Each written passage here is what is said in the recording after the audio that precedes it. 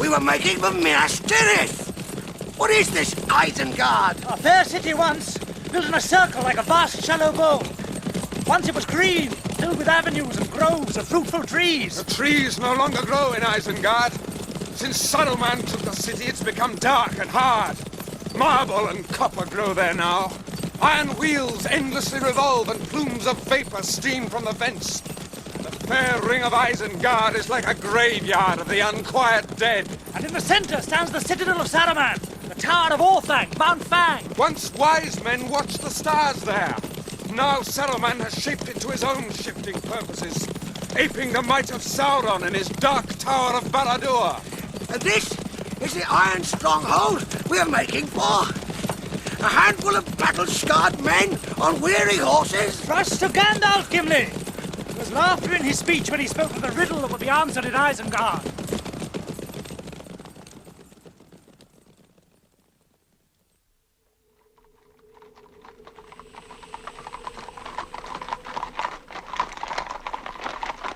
Behold, the towers of Isengard. They are beaten into the dust.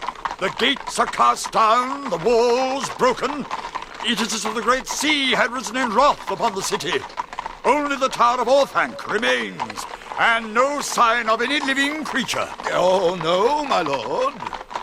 There seem to be two people taking their ease and feasting amidst the rubble of Saruman's stronghold. One of them is breathing fire. Welcome, my lords, to Isengard.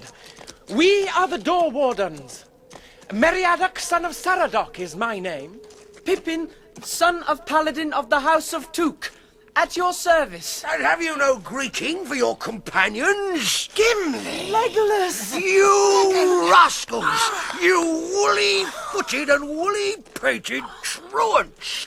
A fine hunt you've led us. 200 leagues through fen and forest, battle and death. And here we find you feasting and idling and smoking. And where did you come by the weed, you villains? Hammer and tongs. I'm so torn between rage and joy that if I do not burst it will be a marvel. Where is Saruman? The Lord Saruman is within the tower, but at the moment he is closeted with one Wormtongue, or doubtless he would be here to welcome such honourable guests.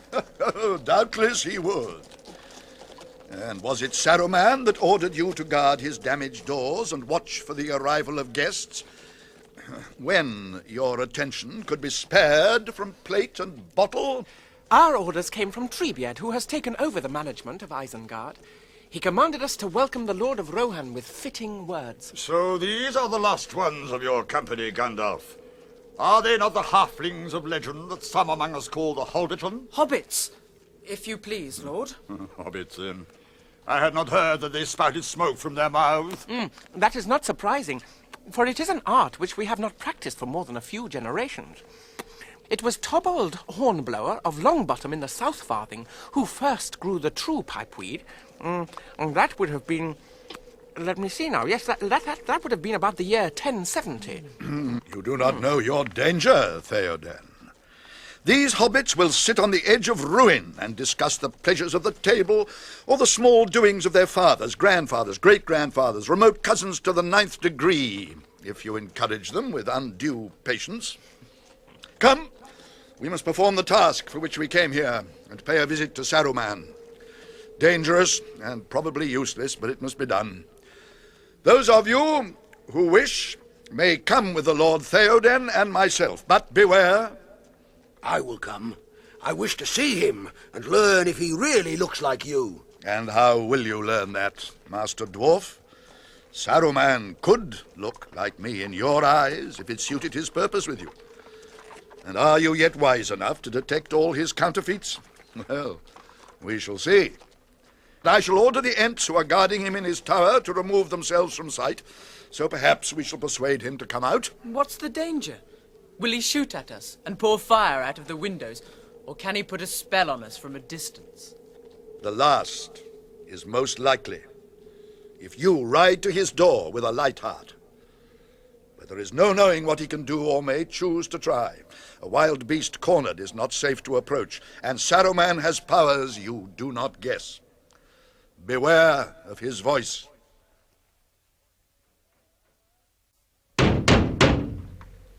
Saruman?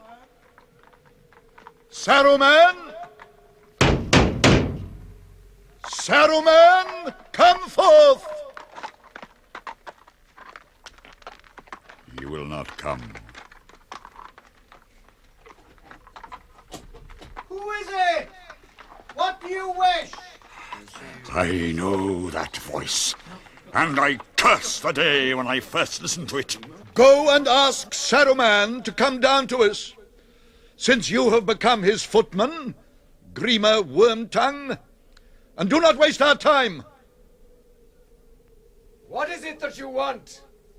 Why must you disturb my rest? Will you give me no peace at all, by night or day? Like Gandalf, and yet unlike. Such gentleness, such benevolence. But come now, two at least of you I know by name. Gandalf I know too well to have much hope that he seeks help or counsel here. But you, Theoden, Lord of the Mark of Rohan, why have you not come before, and as a friend? Much have I desired to see you, mightiest king of western lands, to save you from the unwise and evil counsels that beset you. Is it yet too late? Despite the injuries that have been done to me, in which the men of Rohan, alas, have had some part, still I would save you from the ruin that draws nigh inevitably, if you ride upon this road which you have taken. Indeed, I alone can aid you now. The words of this wizard stand on their heads. In the language of Orthanc, help means ruin, and saving means slaying. That is plain. But we do not come here to beg. Peace! I do not speak to you yet, Gimli, Glowing son. Far away is your home, and small concern of yours are the troubles of this land. But it was not by design of your own that you became embroiled in them. And so I do not blame such part as you have played. A valiant one, I doubt not. But I pray you let me speak first with the King of Rohan, my neighbor, and once my friend. What have you to say, Theoden King? Will you have peace with me, and all the aid that my knowledge, founded in long years, can bring? Lord Theoden, hear me! Now we feel the peril that we were warned of. Have we ridden forth to victory, only to stand at last amazed by an old liar with honey on his forked tongue? If we speak of poisoned tongues, what shall we say of yours, young serpent? But come, Eomer's son, to every man his part. Valor in arms is yours, but meddle not in policies which you do not understand.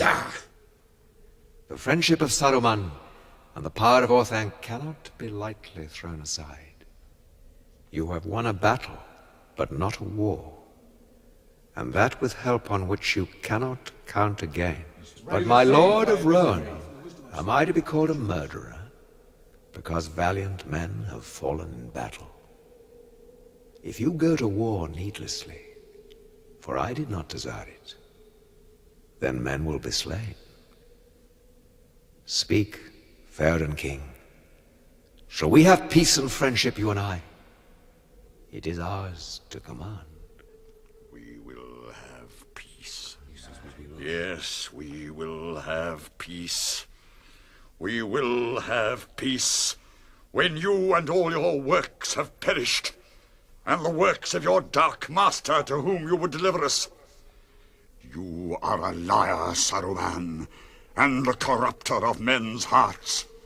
You hold out your hand to me, and I perceive only a finger of the claw of Mordor, cruel and cold. What will you say of the children of Rohan, who lie dead at Helm's Deep?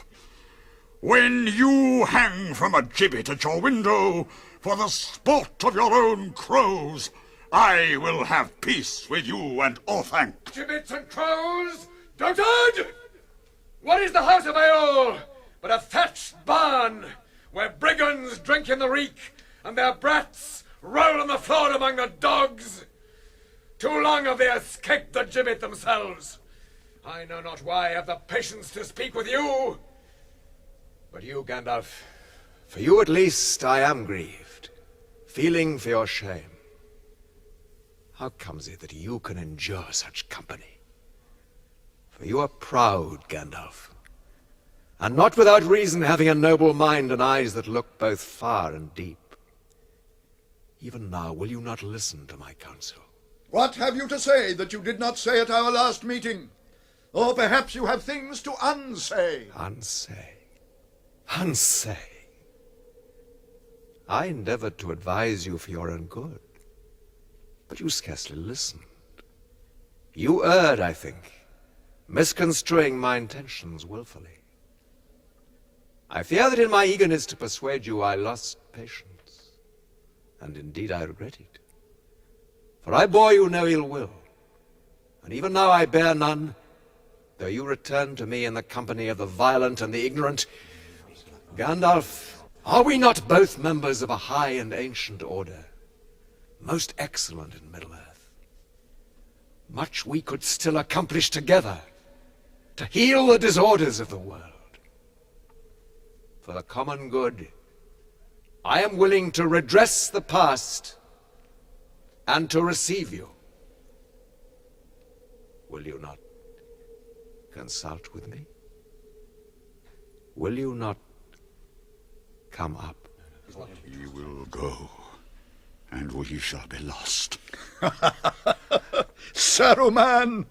Saruman, you missed your path in life. You should have been the king's jester and earned your bread by mimicking his counselors. When I last visited you, you were the jailer of Mordor, and there I was to be sent. Nay, the guest who has escaped from the roof will think twice before he comes back in by the door. Nay, I do not think I will come up. But will you not come down? Listen, Saruman. Isengard has proved less strong than your hope and fancy made it. Your servants are destroyed and scattered. Your neighbors you have made your enemies, and you have cheated your new master. Or tried to do so. When his eye turns hither, it will be the red eye of wrath. And I have the power to protect you. You may leave Orthanc free, if you choose. That sounds well. Very much in the manner of Gandalf the Grey. So condescending, and so very kind. There are conditions, I suppose. What do you mean by free? To go where you will, even to Mordor, Saruman, if you desire. But you will first surrender to me the key of Orthanc and your staff. They shall be the pledges of your conduct, to be returned later if you merit them. Later! Later! Yes! When you also have the keys of Barad-dûr itself, I suppose, and the crowns of 7 kings, and the rods of the 5 wizards. Do not be a fool. If you wish to treat with me while you have a chance, leave behind these cutthroats that dangle at your tail. Good day! Come back, Saruman! And he obeys like a whipped cur. I did not give you leave to go. I have not finished. I am not Gandalf the Grey, whom you betrayed. I am Gandalf the White, who has returned from death. You have no color now, and I cast you from the Order and the Council. Saruman, your staff is broken! Go! Gallopers of Rohan, go back to your huts! Look out! What is it? It looks like a stone ball. I'll go and get it. The murderous rogue! A parting shot from Master Wormtongue, I fancy, but ill-aimed. But he may have other things to cast. If that is the end of the debate, let us go out of stone's throw at least. It is the end. Let us go. But what will you do with Saruman? Nothing. I do not wish for mastery. He will be devoured if the power of Sauron stretches out its arms to Isengard. Strange are the turns of fortune.